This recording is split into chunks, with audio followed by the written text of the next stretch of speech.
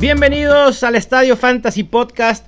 Soy Mauricio Gutiérrez, analista de Fantasy Football.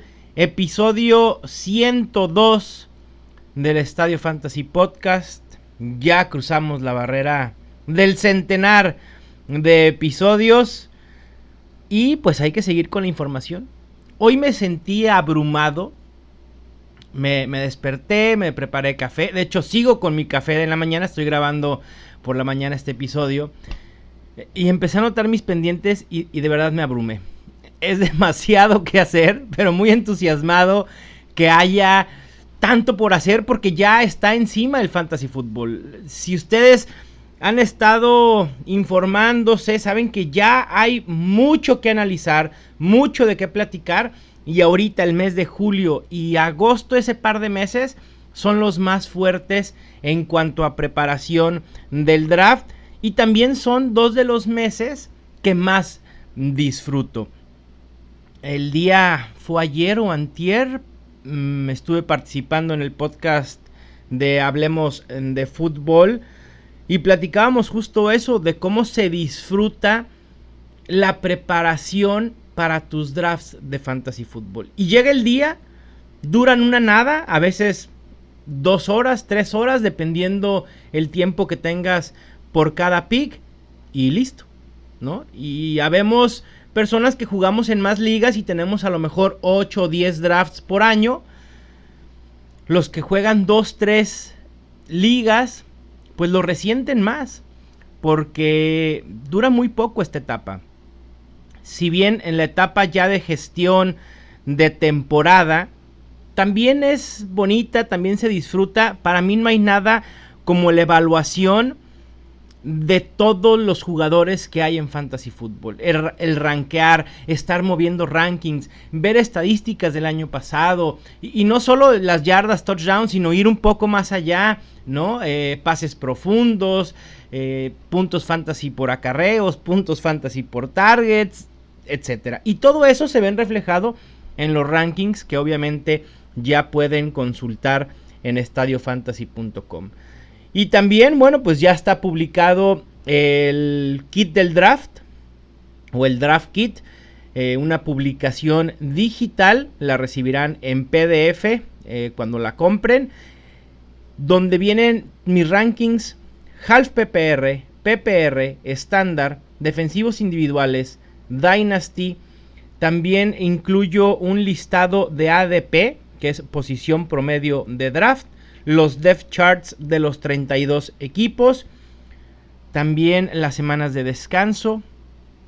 Y este año decidí incluir artículos de estrategia y análisis que les van a ser de mucha utilidad.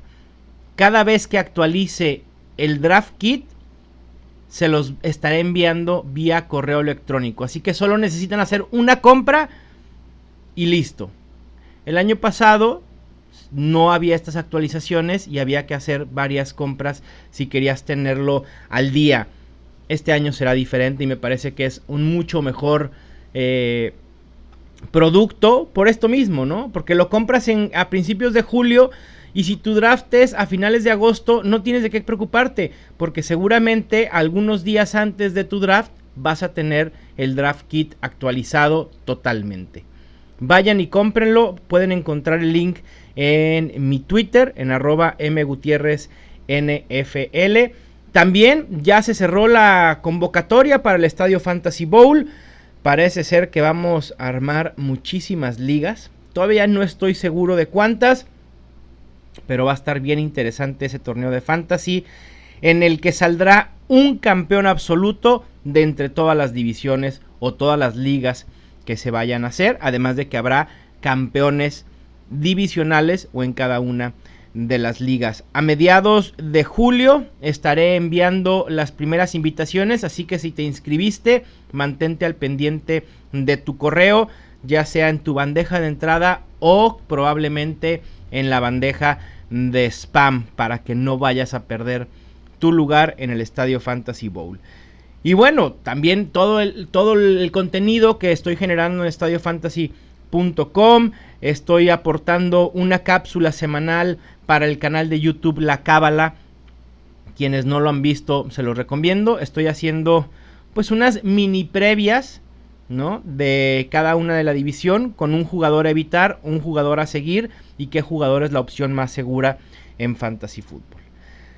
Pero el episodio de hoy trata de 3 corredores a evitar. Siguiendo con esta serie de jugadores a evitar en cada una de las posiciones, pues toca turno de hablar de los corredores, de 3 que no me siento nada cómodo seleccionándolos en el lugar en que están siendo seleccionados en estos momentos. Y como decía ayer en la transmisión en YouTube, en la que estoy haciendo mock drafts, para quien no sepa, todos los martes y jueves de julio estaré haciendo simulaciones de drafts de fantasy en vivo en mi canal de YouTube, también M. Gutiérrez NFL, me pueden encontrar ahí, no se los pierdan, platico mucho de jugadores, estrategias, etcétera. Y decía que ningún jugador, es decir, no hay que evitar a ningún jugador solo por el hecho de ser tal jugador o por el hecho de que no le proyectemos una gran temporada o una temporada similar a la del año pasado. Todos tienen un valor. Y alguno de estos jugadores que voy a mencionar hoy, probablemente yo los seleccionaría si estuvieran siendo seleccionados o si los puedo encontrar quizá 1 o 2 rondas después. Pero a su costo actual, sinceramente prefiero no hacerlo. Así que vamos con el primero. Y cómo no enamorarse o encariñarse con este tipo de historias, ¿no? Uno de los errores que más suelo ver entre los jugadores de fantasy es encariñarse con los jugadores de los equipos al que le van en la NFL. Los aficionados a los Cowboys suelen tener rankeado, por ejemplo, más alto a Mari Cooper. A lo mejor se encariñan con Michael Gallup y lo pueden seleccionar antes. Y ese tipo de cosas, ese tipo de cuestiones no te benefician en Fantasy Football. Y lo mismo pasa como cuando nos encariñamos con las historias como la de Philip Lindsay. Un jugador que surge de la nada, no drafteado en 2018, enterrado en el depth chart de los Broncos, donde creíamos que Royce Freeman sería, también novato, sería el encargado de tener la mayoría de acarreos, y no pasó así. Philip Lindsay tuvo una oportunidad, la aprovechó, fue muy eficiente, fue uno de los 9 running backs que corrió para al menos 1000 yardas y fue el 12º mejor en puntos fantasy por juego, tanto en formato estándar como en half PPR.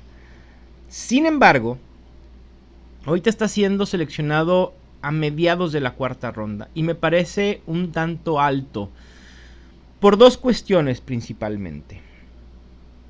La primera, recordar que al final del 2018 sufrió una lesión bastante seria en la muñeca, de la cual no se ha podido recuperar. Seguramente Philip Lindsay no estará en el campo de entrenamiento al 100% y probablemente tampoco lo esté en la pretemporada. Hay esperanzas de que esté listo para la semana 1.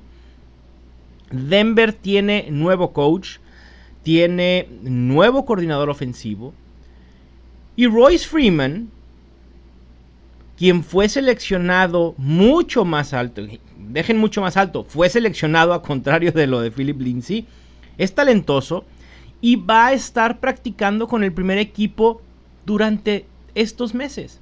Y eso le puede dar una ventaja a Royce Freeman, que independientemente de si Philip Lindsay regresa en buen nivel, creo que Denver va a establecer un comité. Y este ataque terrestre por comité va a ser complicado de predecir. Yo no veo el mismo volumen para Philip Lindsay que tuvo en 2018. Philip Lindsay fue muy efectivo, ¿ok? No tuvo el gran volumen que otros corredores dentro del top 12. De hecho, fue el único corredor con 1000 yardas por tierra lograrlos en menos de 200 acarreos. Y eso te dice mucho de la efectividad que tuvo Phillip Lindsay. Y esa efectividad va a disminuir en 2019. Y a eso le añades la posibilidad de que Royce Freeman aumente el número de acarreos que va a tener, el número de snaps jugados. Y entonces ya Phillip Lindsay sí tiene bastante limitado su potencial en 2019. Comparando los snaps que jugaron ambos en 2018, la diferencia no es tan marcada. Phillip Lindsay jugó en el 46% de snaps, mientras que Royce Freeman lo hizo en un 33%. Y además, Phillip Lindsay para mí no tiene el físico para ser un corredor de 3 downs. Phillip Lindsay necesita un corredor que lo complemente, y ese corredor será Royce Freeman. Eviten a Phillip Lindsay al costo actual. Si se lo encuentran en sexta ronda, perfecto, pero en cuarta, quinta ronda, dejen que alguien más lo seleccione y que lidie con él durante toda la temporada. El siguiente corredor del que les voy a hablar, y aquí es uno de los corredores que más están polarizando en el mundo del fantasy fútbol. No hay un término medio con él. O lo tienes casi como top 12, abajito del top 12, o lo tienes en la parte baja del top 24. Me refiero a Damien Williams de Kansas City. Yo no sé si lo que hizo el año pasado, o bueno, ni siquiera en la temporada completa porque no estuvo jugando. Hay que recordar que Kareem Hunt inicia como el corredor principal de los Chiefs, que después de él estaba Spencer Ware y Damien Williams era el tercero a bordo. O sea, ni siquiera estaba contemplado en un rol primordial de inicio si algo le hubiera llegado a pasar a Kareem Hunt. Le llega a pasar algo a Kareem Hunt, que es la suspensión, lo corta el equipo. Spencer Ware lidia con algunas lesiones y poca efectividad, y entonces Williams abraza el puesto de titular y no lo vuelve a soltar. Los Chiefs han dicho que Williams será el titular indiscutible, y sí, creo que así será para semana 1, pero eventualmente no lo sé. Incluso siendo el corredor principal, y los que no me ven estoy haciendo comillas, Damien Williams no tuvo más de 13 acarreos en ningún juego de la temporada pasada. Y eso es raro para un corredor bajo el sistema de Andy Reid. Sí, los corredores de Andy Reid producen. Siempre que tiene Andy Reid un buen corredor, lo hace top 2 en fantasy. Líder de los mejores 5 en yardas por acarreo, en yardas por target, en cualquiera de las estadísticas principales de los corredores. Ahí están los running backs de Andy Reid. Yo no sé si Carlos Hyde puede hacer o replicar lo que hizo en los 6-7 juegos que estuvo titular durante una temporada completa. La llegada de Carlos Hyde me preocupa. Sé que a muchos no, porque tiene 29 años, porque será su cuarto equipo en las últimas 2 temporadas, porque en Jacksonville no se pudo mostrar. Pero muchos olvidamos el buen inicio de temporada que tuvo en Cleveland, hasta que fue tradeado a los Jaguars, porque los Browns tenían a Nick Chubb, que sin duda mucho más talentoso, mucho más joven. Y fue cuando los Browns dijeron, a ver, vamos a ir con Baker Mayfield, pues también confiemos de una vez en nuestro corredor novato, ¿qué más da? Carlos Hyde también fue una muy buena opción en 2017 jugando para los 49ers. Y creo que Carlos Hyde puede quitarle mucho del volumen que muchos creen que va a tener Damien Williams. Y entonces limita su valor fantasy para 2019. Para mí es demasiado riesgoso tomar a Damien Williams a mediados de la segunda ronda. Si se lo encuentran en tercera ronda, pudieran considerarlo. Si se lo encuentran en cuarta ronda, no lo duden ni por un segundo. Ahí sí valdría la pena Damian Williams, pero creo que en estos momentos está siendo drafteado al potencial que esperamos de él. Entonces no le sacamos mucho jugo a ese pick, ¿no? Prefiero esperar, incluso seleccionar a otros running backs en ese mismo rango que tengo más confianza en ellos, como el propio Nick Chubb, como Marlon Mack, incluso Leonard Fournette o Aaron Jones, a quienes podemos seleccionar posteriormente en nuestro draft. Y por último, hablar de Tarik Cohen, el running back de los Bears, actualmente seleccionado en quinta ronda como el 25º corredor. Cuenta con una versatilidad impresionante, es muy dinámico. Bueno, no sé si sea dinámico o versátil. A ver, Tarik Cohen normalmente no va a correr, y eso es un hecho. Muchos creímos que con la salida, yo no, muchos creyeron, debí haber dicho más bien, que con la salida de Jordan Howard, Tarik Cohen pudiera establecerse o pudiera tener mucho más juego terrestre del que había estado teniendo en temporadas anteriores. Y la realidad es que no, porque Chicago nos mandó 2 mensajes contundentes de que no va a ser así. Primero se hicieron de Mike Davis, aquel corredor que estuvo en Seattle, que no tuvo una mala temporada, obviamente opacada por Chris Carson. Llega a Chicago, dijimos, bueno, Mike Davis pudiera ser interesante, tener el rol de Jordan Howard, y después Chicago fue muy agresivo en el draft con un running back y selecciona a David Montgomery en tercera ronda. De hecho fue su primer pick del draft del 2019, fue un corredor, y eso dice muchísimo. David Montgomery va a tener el rol de Jordan Howard, y el mayor problema que veo es que David Montgomery pudiera quitarle muchos targets a Tarik Cohen, porque Montgomery, el novato, es también muy versátil, es muy dinámico. No estoy seguro si Montgomery se va a quedar con el rol de caballo de batalla, no lo creo, porque entonces estarían desperdiciando el talento de Tarik Cohen. Pero sin duda este corredor tiene más valor en ligas PPR por su utilización en el juego aéreo, y en ligas estándar sinceramente no me atrae tanto. Pudiera considerarlo como un running back 4 de la parte alta o un running back 3 de la parte baja. Y en ligas PPR, completo el punto por recepción, creo que sí puede ser un sólido running back 3. Para mí, mejores opciones en quinta, sexta ronda me parecen Kenyan Drake, que es uno de mis favoritos este año en estas rondas, Darius Guice de Washington, James White. Incluso en ligas PPR me parece que James White tiene más valor que Tarik Cohen por el hecho de jugar en una ofensiva que es mucho más prolífica que los Bears. E incluso también Lamar Miller, que si bien el potencial está limitado de Lamar Miller, puede ser un sólido running back 2.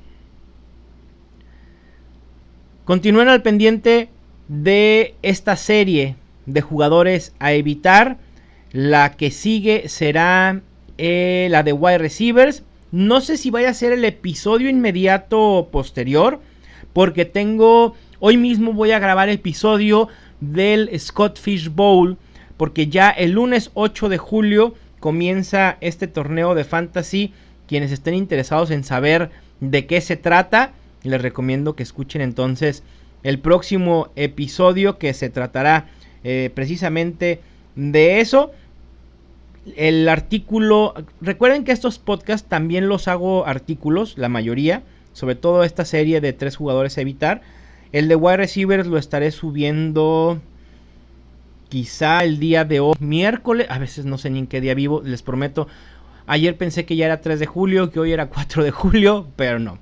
Me cuatrapié con los números, pero bueno, mínimo sé que es miércoles y ya eso es ventaja. Les mando un abrazo, cuídense muchísimo, Gracias por escuchar y esto fue el Estadio Fantasy Podcast.